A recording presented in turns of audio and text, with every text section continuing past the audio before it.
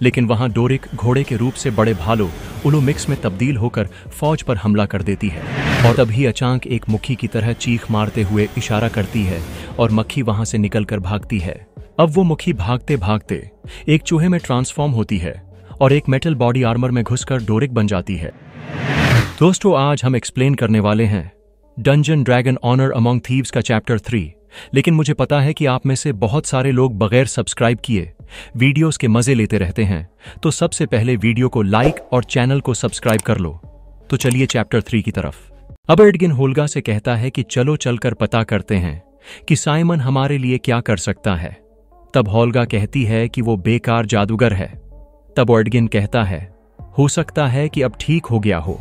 अब साइमन अपना मैजिक लोगों को देखा रहा होता है और चालाकी के साथ लोगों को लूट भी रहा होता है, लेकिन लोगों को साइमन की चालाकी का पता चल जाता है और लोग साइमन को मारने लगते हैं।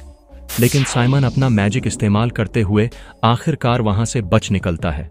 अब एडगिन होल्गा और साइमन एक गांव में आ जाते हैं और एडगिन साइमन से कहता है कि हमें मिलकर फौज को खत्म करना है और कीरा को आजाद कराना है और कास्टल नेवर को लूटना है। फिर साइमन कहता है कि हमें यह तक नहीं पता कि आखिर उस तिजोरी को किस जादू से महफूज किया गया है, लेकिन मैं एक लड़की डोरिक को जानता हूं। वो बहुत कमाल की है, लेकिन वो मुझे मुंह नहीं लगाएगी क्योंकि उसे लगता है कि मैं फट्टू हूं। अब एक जंगल दिखाया जाता है जिसमें एक फौज का सरबराह एक लड़की को सजाए मौत सुना देता है, लेकिन वहां डोरिक घोड़े के रूप से बड़े भालू उलुमिक्स में तब्दील होकर फौज पर हमला कर देती है और उस लड़की को आजाद कर देती है। तब साइमन कहता है कि ये मेरी करिश डोरिक है। फिर एक और घने जंगल में ये तीनों डोरिक का पीछा करते हैं। तब डोरिक पूछती है कि तुम लोग क्या चाहते हो। तब साइमन कहता है कि याद है कि मैंने तुम्हें प्रपोज किया था और तुमने मना कर दिया था मुझे। फिर एडगिन डोरिक से कहता है कि हमें तुम्हारी सख्त जरूरत है, तुम हमारी टीम में आ जाओ। फिर डोरिक अन तीनों को साथ ले जाती है और फिर प्लानिंग शुरू हो जाती है। तब एडगिन कहता है कि मेरे पास एक प्लान है और मैं इस प्लान के तहत फोर्ज को खत्म करूंगा। तब डोरिक कहती है फोर्ज को मारने के हमने भी बहुत प्लान्स बनाए, मगर सब फेल हो गए। आखिर तुम्हारे प्लान में क्या खास है जो मैं मान जाऊं। तब एडगिन कहता है कि एक तुम ही हो जो उस महल में बिना किसी रुकावट और बिना किसी को नजर आए घुस सकती हो और हमें अंदर की खबर दे सकती हो। फिर डोरिक कहती है कि ठीक है, मैं भी चाहती हूं कि फौज की हुकूमत खत्म हो जाए।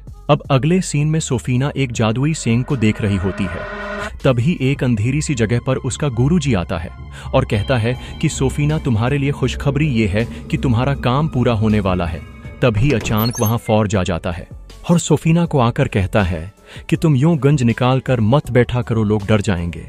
तब सोफीना गुस्से से वहां से चली जाती है।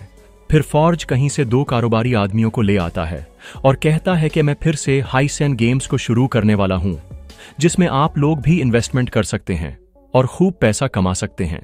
और हमारे पास बहुत कीमती चीज इस तजूरी में मौजूद है और ये तजूरी बहुत खतरनाक और पावरफुल जादू से महफूज है जिसको कोई नुकसान नहीं पहुंचा सकता, इसीलिए आपके पैसे हमारे पास महफूज रहेंगे।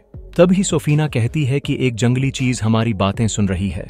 तभी अचानक एक मुखी की तरह चीख मारते हुए इशारा करती है और मक्खी वहां से निकलकर भागती है। अब वो मुखी भागते भागते एक चूहे में ट्रांसफॉर्म होती है और एक मेटल बॉडी आर्मर में घुसकर डोरिक बन जाती है और सारी फौज इसके पीछे पड़ी होती है। और अब डोरिक फिर एक चूहा बन जाती है और खिड़की से नीचे कूद जाती है और गिरते गिरते एक बाज में बदल जाती है और उड़ते उड़ते एक चिमनी में घुस जाती है और बिल्ली बनकर फिर असल शक्ल में आ जाती है। और फिर जब मकान से बाहर आती है तो चलते चलते एक अजीब से शुतुरमुर्ग में बदल जाती है, लेकिन सोफीना उस पर हमला करती है। अब डोरिक भागते भागते शुतुरमुर्ग से हिरन में बदल जाती है और एक धमाके से नीचे भी गिरती है, लेकिन जल्द ही उठकर भागती है और बच बचाकर शहर के मेन गेट से बाहर निकलने में कामयाब हो जाती है। अब अगले सीन में ये चारों बैठे होते हैं। तब साइमन कहता है कि उस तिजोरी में अगर मॉडर्न कैनन सील लगी है, मैं कभी भी नहीं खोल सकता उसको। तब एडगिन कहता है कि कोई तो हल होगा इसका। तब साइमन कहता है कि यह सिर्फ एक खास हेलमेट से ही खुल सकती है जो हजारों सालों पहले ही गायब हो चुका है। तब एडगिन कहता कि साइमन, हम वो हेलमेट ढूंढ लेंगे। तब साइमन कहता है कि अगर ढूंढ भी लिया तो मैं उससे कनेक्ट नहीं हो सकूंगा। तब एडगिन कहता है कि तुम कर लोगे, और फिर होल्गा कहती है मैं बता सकती हूं उस हेलमेट के बारे में, क्योंकि मेरी बरादरी के लोगों ने एक बहुत पुरानी जंग लड़ी थी तो साइमन को चाहिए कि वो अपने जादू की मदद से उस दौर के मुर्दों से हेलमेट के बारे में पूछे कि वो अब कहाँ मिलेगा। फिर साइमन कहता है कि मैं ये काम कर लूंगा।